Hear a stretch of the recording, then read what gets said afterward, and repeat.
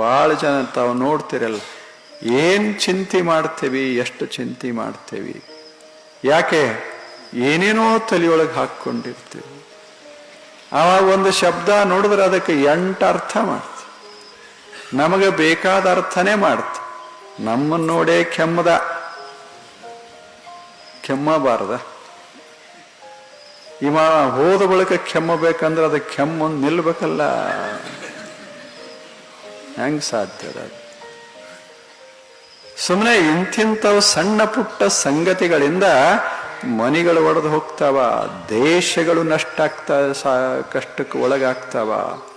ಜಗತ್ತಿನ ಯುದ್ಧಗಳಾದದ್ದು ಇದೇ ರೀತಿ. ನೀವು ಬೇಕಾದ ಇತಿಹಾಸ ಓದಿ ನೋಡಿ, ಎಲ್ಲಾ ತಪ್ಪು. ಹಾಂಗ ಮಾಡಿಕೊಂಡು ಯುದ್ಧ ಶುರು ಮಾಡಿ.